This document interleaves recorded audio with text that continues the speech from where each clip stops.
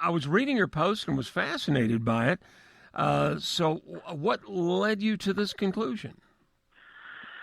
Well, a friend of mine in the summertime, we went up to the Fort Washakie Dam, and we went up there, and I wanted to go up there and just kind of, look at the water and see how much water was up there. I noticed that there was very low water, and I told him that I wanted to do an exercise that I learned through a book, and it's called The Ring of Light. And so this exercise had allowed me to actually travel to my past lives to see what I've lived before. And it sounds kind of crazy, but to me, the things that started happening and the synchronicity that was playing in my life, it started speaking to me.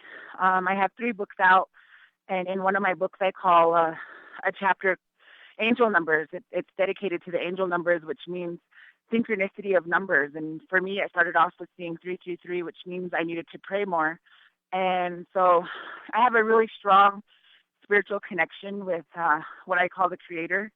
And so I prayed while I was up there with my friend, and I did this exercise, the Ring of Light. And the question that I asked was to be able to know when this was going to happen, when our volcano was going to erupt, because I feel like it was about time, or it was getting close. And Mm-hmm. so what the answer was that was given to me is that I would know when the time would come. I would know because I would be given a sign and a message. And so what happened was the other day I was sitting there, and I wanted to start, getting my plans ready for the upcoming eclipse and figure out what I was going to do it, because I'm also a filmmaker and I wanted to, get some good coverage and whatnot. And so I started Mm-hmm. doing some research online and finding out, where it would, last the longest, and where it would happen in certain areas. And so one of my angel numbers is my birthday, which is 226. I was born on February 26th. And so a crazy story is I was actually I got married in Casper at the Come On In Hotel. Mm-hmm. And when I got married in room 226 without even knowing until after we got there. And I was like, well, look, we're in room 226. And so I've been seeing 226 a lot. Like I see it sometimes when I look at the clock, and it's always happening when something new is going to happen in my life, or it's a new beginning, or, I've learned to pay attention to what these numbers mean to me.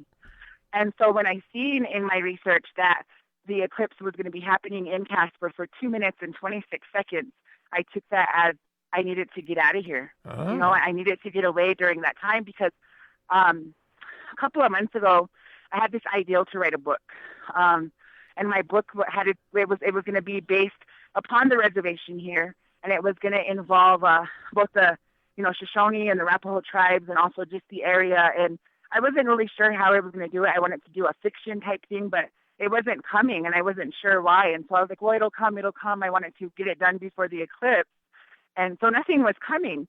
And so when it came to me, the name of the book was going to be called The Perfect Eclipse, and it was going to be called that because in my sense, it's going to be like an awakening for a lot of people. And I think that blowing up is going to be the awakening, because it's going to be wiped out. What led you to believe that the two events would coincide, that this would be the time the volcano would go? So this morning when I woke up, I started looking through my history, and I was going to clear out some of my phone stuff. And the thing that popped up to me was the old research that I was just doing before about when I was going, or where I was going to go, what location, and where it was going to be, where I was going to attend the eclipse viewing. And so when I seen the Casper, that it was in 226, that's when I knew, some was drawing me to Casper. And so I have a friend up there who has a cabin up in the mountains, and she's an author friend of mine. Her name is Gal Irwin. And I don't know, just my instinct right away was like, pick up the phone, you got to call her. And it was kind of like a panic call. Like I needed to, reserve that date as soon as I could, because I knew hotels would be filling up and whatnot. And so I called her, and to my luck, she didn't make any plans, to have anybody up there at her cabin with her, except besides her husband and her.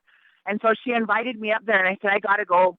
And I'm taking my family with me because of the fact that I don't know what's going to happen. And I'm not, I don't want to say I'm afraid. I'm just, I feel like I'm guided, and it's not my time to go yet. There's still a purpose for me here, and I feel like if it does happen, that I'll still be alive to say that I don't know, that Mm-hmm. it came to me, and there's another purpose, and then there's another reason for me to still be here, to be able to share my messages, and just to help other people. So you're going to be getting as far away as you can from Right. the Yellowstone area? Right. And then so like I've always been interested in this. Like when I was growing up, my favorite movie was Apocalypto. That's when I was, younger, and that was my favorite movie, and I didn't understand why. I mean, all these things, and like I said, I believe in synchronicity a lot. And so now it's actually starting to make sense, my path and the reasons why I chose and did what I did and what I liked and everything. So we're not going to see you in Casper.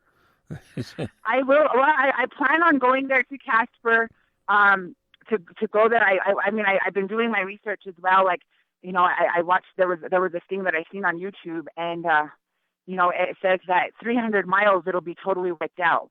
And so I'm hoping 300 miles in Casper is far enough away from the reservation.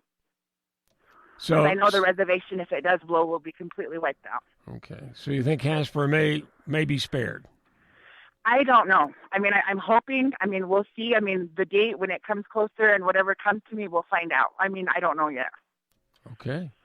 Hey, Dara, I appreciate you giving me some time. Thank you so much. Nice. Thank you. Okay.